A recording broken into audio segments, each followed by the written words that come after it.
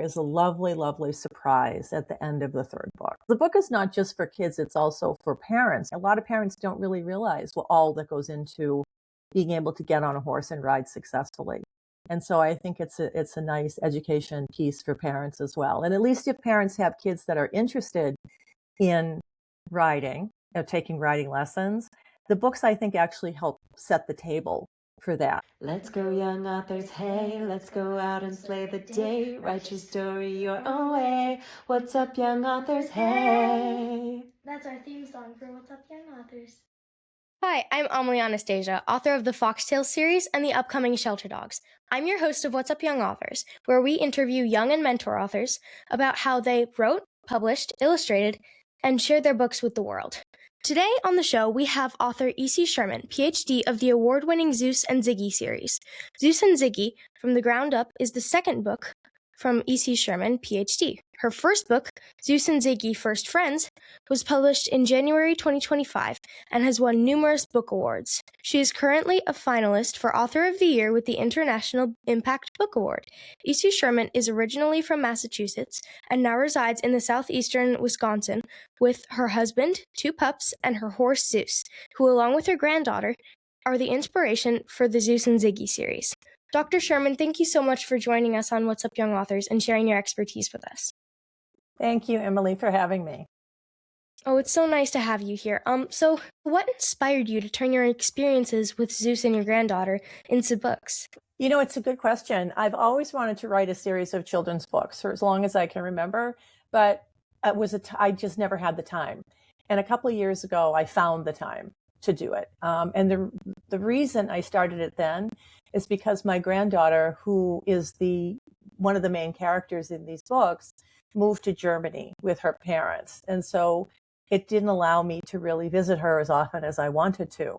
So I thought, one of the ways for us to keep in contact with each other and be close to each other still while they were all those thousands of miles away was to actually begin the first children's book. And so that's kind of how Zeus and Ziggy First Friends was born, was really me wanting to include my granddaughter on FaceTime, in kind of the development of these books. So she would often see some of the sketches, the storybook, layouts. She would kind of comment on certain issues in the story. And so it allowed us to really close a lot of space and time, between the United States and Germany. So, and then it went on to the second book.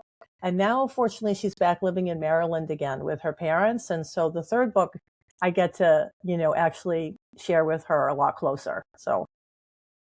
Oh, that's so sweet. I have faraway relatives too, and I know it can be hard to make them feel closer. It's so touching how your granddaughter and you have this relationship where you can just share your stories everywhere. It's so cool. Mm-hmm. And yeah, it was neat. I got to actually do a Zoom reading session for the entire second grade when she was in Germany. So it was really nice to be able to at least do that from a distance. So. Oh, that's awesome. Wow. So the Friesian horse is from the Netherlands. So you ended up translating your book to Dutch? I did. Both the books have been translated to Dutch for the kids in the Netherlands to be able to purchase and read. Because you're right, the Friesian horse was originally from Friesland, which is known as the Netherlands, and thus the name Friesian horse. So it allowed me to expand, the audience of people, of kids that could actually take advantage of buying the books and reading them. And so it's taken off in the Netherlands. It's been really fun to see it. And the translator that works with me is also translating the third book. So all 3 books will be in Dutch.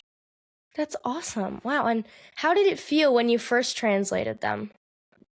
I couldn't read a word of it. So I would get the manuscript back of the translation, and I just had to trust that Laura knew what she was doing, which she does. And I was really, happy with her work. And it really has caught on in the Netherlands and made a big hit. So I'm really proud of it and happy for the books. Wow, congratulations. That's amazing. Thank you. So I've got both the book covers if you want me to hold those up. I don't know if you want me to do that. Oh, yeah, that would be awesome. Okay. So Here is Zeus and Ziggy, first friends. Oh, it's beautiful. And here is Zeus and Ziggy from the ground up. Wow. And the next one is even brighter and more colorful. It's the third book in the series, and it kind of answers all of those kind of probing questions that kids have had along the way from the first two books. So hopefully the kids will be happy with it. And this is my mascot, Zeus, who I take with me to all school readings, library readings, outings. It's a lot easier to carry this guy than it is to really carry the real thing, I'll tell you. So, oh, he's adorable. So he comes with me when I do book signings and book readings for kids. So that sounds awesome. And it must be really fun for kids at readings to be able to interact with Zeus. He's adorable. Yeah. Yeah, he is. And he really is a great replica of the Friesian horse. He really has the very long mane, here, and he's got his feathers on his legs. And my Zeus has a really big handlebar mustache, which is very cool. It's one of his prized characteristics is his mustache. So that sounds amazing. Like I love horses. They're beautiful, fantastic creatures. I've never met a horse with a mustache before. That would be really cool. Yeah, we really show it off a lot in the books. It kind of is it's not often that you see them. Some draft breeds have them, some, larger breeds of horses will have them, but the Friesian horse is known for having their handlebar mustache. So it's really cool to be able to have kids touch it, and he loves people rubbing it, scratching him. So it's been really fun. Yeah. That sounds amazing. So your characters are based off of real life people and animals, right? Yes. Yep. Zeus is my horse, and Ziggy in the book is my granddaughter. So what's the process like for authors when you want to make a story and you're using real life characters in it? That is a really good question. I needed to be careful with going forward with a publisher, which I'm thrilled with. Merriam Laundry Publishing is great. And so, but I wanted to be careful because they are real. And my granddaughter, I wanted to really protect her a little bit more. So, I went with a hybrid publisher. So I keep kind of all of the rights of the illustrations, which was important to me because I wanted to be able to sort of protect her a little bit more. And I wanted to also choose an illustrator that could really give me some real life illustrations, if that makes sense, versus sort of cartoonish characters, which you often see in a lot of children's books. I wanted them to be really realistic. I wanted the little girl to really look like my granddaughter. I wanted her parents, who are in the third book more, will be out on August 5th. I wanted her parents to look like the real parents. I wanted Zeus to look like the real horse, and so it was tricky to find an illustrator that could do both people, kids, adults, kids, and, a horse, and really keep, I think, the characteristics of each of them, which is true to life. And so I was lucky enough to find Vic McClendon, who's over in the UK, and we worked long distance with each other, and it really worked out well. I mean, I cannot thank him enough for all of the work he's done. He really brought the story to life. And so that's what I was really looking for. So it took me a minute, took me a while to find just the right fit, but I think we did it, and, everything has turned out great. Yeah, protecting people's identities in real life stories is, you're right, it's really important. And I can totally understand why you would want the characters to look real in the illustrations because, I read the first two books and I found them actually very educational. So the fact that you made the horses and the people look real, it makes a lot of sense when you think about it, because some little girl that might want to ride a horse could be reading that book. And cartoons can't really give the same feeling. Right. And that's my hope. That's my hope, that kids will read the books and get really excited, not only about riding and potentially taking lessons, but also about learning about the horse from the ground up, literally, and also learning about the Friesian breed in particular, because it is a pretty special breed of horse. How did you find an illustrator to illustrate your books? Well, fortunately, my publisher works with an outside agency. And so I was able to go through them and look through portfolios of many many illustrators. And, I think I narrowed it down to about 5 people, and then narrowed it down to 2, and then actually chose Vic McClendon. He had the time and the space and felt he could really take on the project and do a great job, and he sure did. So, it took me a while, but I went through the publishers, people that they work with for illustration, but I still had to pick just the right one. And so that took some time, but I think we got there. So did you have a series in mind when you published First Friends, or did the books just kind of happen after First Friends was published? Yeah, another good question. No, I did not have a series in mind, but I couldn't fit everything I wanted to write in the first book because of the page limitation. It's a children's book, so it has to abide by certain criteria. And so I thought, I have more to say. We have more to learn here. And so I went on to the second book, which is from the ground up. The first book is really about Zeus meeting Ziggy, and them getting to know each other and starting to develop that relationship, which is so critical for a true partnership to evolve between horse and rider eventually. But then I thought, we can't just put Ziggy on Zeus. That's not sort of the way that really education should take place with a young rider or a young potential rider. So I did from the ground up, and all of that book has some fun activities where you sort of work with the horse, but you're not on his back. You're working with him from the ground and having him listen, and you've got to show patience and kindness and compassion and, read his body language, and that horse really learns you and your language. And so there's so much more to learn. And now finally in book number 3, as all the kids have told me, we want to see Ziggy get on Zeus, so in book number 3, now she takes her first ride. And so now she's learning more from the saddle, in the saddle. And then I stopped. I think 3 books in the series is fine. I think we've answered some of the questions that the kids have had in the first 2 books. And so that's kind of how it evolved. So by the end of the first book, I think I was sort of thinking forward about, I need another one to follow this one. And then for the second book, I thought, we got to get her on, so we have to do a third book. So I think we've covered all the ground, at least to get kids started with learning, how to interact with a large animal who's, 1,200-1,300 pounds, and also sort of learn correctly and develop that relationship that's so important going forward. Yeah, and I love horses, but you have to really understand that you can't, like you said, you can't just get on them. You have to, it's like having a best friend. You wouldn't have a sleepover with somebody that you met that day. You have to really know them first. Absolutely. Perfect analogy. That's exactly correct. Yes. So I think the series kind of evolved, some of it evolved organically, really. It wasn't a planned thing from the very beginning. I really didn't know what to expect when I first,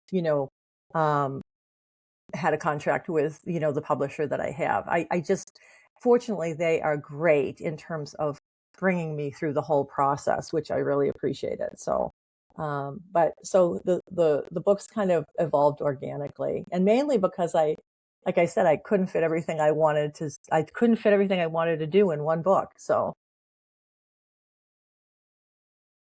And I totally agree. After reading both books that are already published, I noticed that it's a lot, especially for young kids, to cover, and it's really important that you don't try and stuff all the information you want in your series or your book series into one book. Right. And I wanted kids to be able to read, and then at the back of each book I have kind of a tips or education page, which I'm sure you saw from the first 2 books. And it gives kids an opportunity to sort of read through that, or I read through it with them, and then ask questions, to sort of keep the learning going. So that was sort of my focus with the books as well. Yeah, that's amazing. What important messages do you want to send to young readers through the Friesians and Friends books? There's probably many messages that I'd like to convey, but I think the biggest one or the main message is that I think overall kids should have fun reading the books and really learning about the Friesian horse. But I think the message I want to convey is, again, these are very large animals. And relationships take time to develop. And so I think kids need to develop a lot of patience and empathy and sort of compassion for a large animal, and then go very slowly meeting that animal and getting a sense of who the animal is, how they behave, how they approach you, how you approach the animal, and kind of learning together, in developing that critical love and partnership that is so necessary if you are going to embark on a sport like this. It's not just about getting in the saddle and flying off into the sunset. It's really about working with the horse, and meeting them and getting to know them. Much like you just said, you don't have a best friend overnight. You develop a relationship with that person in order for you to be able to say, this is my best friend. I've had many kids who have started really slowly riding who have come back and said, my horse is my best friend. And I love that, because it's just, it's sort of, that is exactly what I like to hear. So that's really the main message. Yeah, and I liked what you said about developing compassion for larger animals, because then again, it's kind of a full circle moment, because we are a huge animal to most animals on the planet. I mean, we're just like towering over dogs, cats, bugs, salamanders, everything. Like, it's really full circle with horses. Yes, for sure. Absolutely. You're right. Once you've written, illustrated, published your books, then the next step comes getting them out into the world. How do you go about that process? Oh, that is, yeah. That to me is harder than the whole book process. Some of it, again, I do organically through Facebook, Instagram, and fortunately, I have a great guy, John, from PR from the Heart, who I work with, and he has gotten me kind of out there and really marketing the book. And so that's been really helpful as well. I bring books, I also have a day job. So oftentimes when I have to meet and talk with young children, I will bring books with me and sign them and give them to the kids. So at any avenue I have to be able to, give these books away or be at a book fair and sell them, I'm trying to do more of that. But it's a lot, you really have to dedicate a lot of time to the marketing, and it's not a strong suit of mine. It's not something that comes really easily for me. So I'm learning as I'm going. Some people are really good at it. People I graduated out of the publishing program with Miriam Laundrie at Miriam Laundrie, they are stellar at being able to market their books. I'm still sort of taking baby steps and learning, but I think we're doing okay. I think having the book translated to Dutch was a plum, and I have to thank Fenway Foundation for Friesian horses for that idea, because they are the rescue and research and education organization here, for in the state of Wisconsin, but also across the country. And they suggested that I think about having the books translated. So that was a terrific idea. I never would have thought of that, honestly. So I'm really grateful, to have them as sort of a partner in this. Yeah, and being at like events and fairs can be really fun, like meeting fans and supporters and people who have the same mission as you. It's really awesome. Right. Yeah.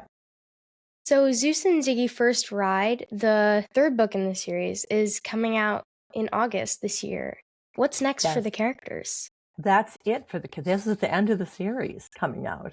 So I think, so the characters in this book, there's quite a surprise in this book. There's a couple of big surprises in this book, in the third book. The characters don't stop moving in this book. There's a lot of action in the third book. And there is a lovely, lovely surprise at the end of the third book, which I'm not going to disclose because it'll ruin the whole thing. But anyway, I think I think, like I said, it answers some of the questions that the kids have had. And actually, adults have had too. Parents have had the same kinds of questions, which is great. Because the book is not just for kids, it's also for parents in terms of learning. A lot of parents don't really realize all that goes into being able to get on a horse and ride successfully. And so I think it's a nice education piece for parents as well. And at least if parents have kids that are interested in riding, taking riding lessons, the books, I think, actually help set the table for that, because there is education throughout both the books, and I think parents can get some of their questions answered. I've had a lot of parents call me and ask me or email me and say, how do I find a good barn or a good stable, riding stable for my child? And, there's a lot that goes into that. There's a lot of process that goes into that, picking just the right place. So I think the books have been helpful in having parents be able to ask some of those right questions. That's So there's a lot awesome. going on in that third book. The characters are really moving. That's awesome. And I'm glad you didn't disclose the surprise, because I can't wait to read it myself. Good. I want lots of people to read it. And I'm sure that tons of people will be reading it everywhere. I hope so. It's okay if you don't have one, but which was your favorite book to write, if you have one? Of the three, I think this last one, honestly. I mean, I loved all three of them. Don't get me wrong. I love the first two, but I think this last one is pretty special. The colors alone in the illustrations are just spectacular. I mean, unbelievable. I was amazed. I didn't think Vic's work could get better than it already has been, but he really did a phenomenal job in this third book, illustrating both the horse and Ziggy, and Ziggy's trainer, Miss Rita, and Ziggy's parents. And so I think, and just capturing the action shots that are going on, which I don't think is very easy to do. At least in my mind, it doesn't seem easy to capture action going on. And so I think he was really able to do that. And I think I'm really happy with the third book in terms of bringing the series to a closure, Yeah, I totally agree with you. Illustrations, they bring everything to life and put everything together in the book. My mom illustrated my last book, and it was just so, I mean, all that comes to mind is fireworks. It was awesome. Yeah. So I'm pretty excited about the third one. Congratulations on your series. It's very beautiful. Thank you. Thank you very much. Okay. This is a tricky one. What's your favorite part about being an author? Brainstorming, writing, publishing, or all of the above? I think my favorite part is brainstorming. I think my favorite part is really thinking about what the story is going to look like and then starting to write, but really oftentimes, I think for all three books, I had the story in my head before. And so it was a lot of brainstorming going on, quiet, silent brainstorming going on prior to even starting the story.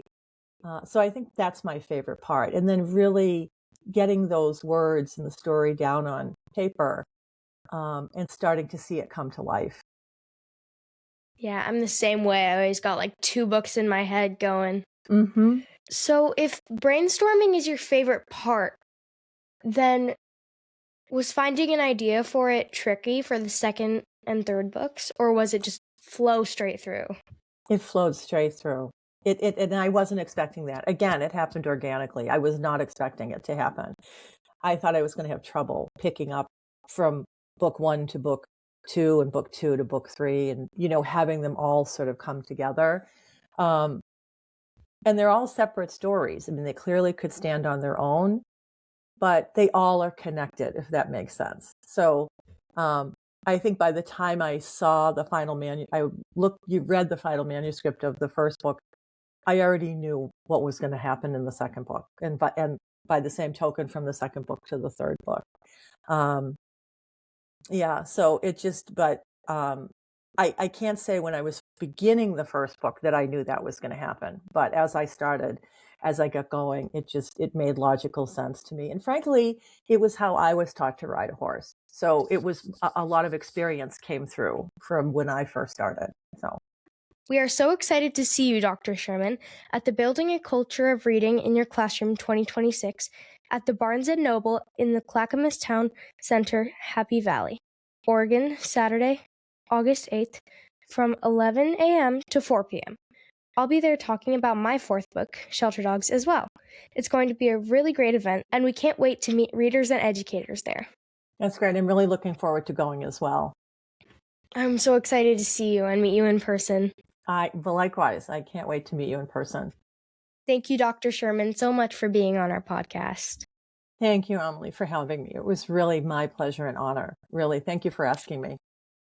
Oh, thank you. It was an amazing experience, and thank you for everybody who's watching. Don't forget to like and subscribe this video for more content and stories about dogs and podcasts and more What's Up Young Authors and everything.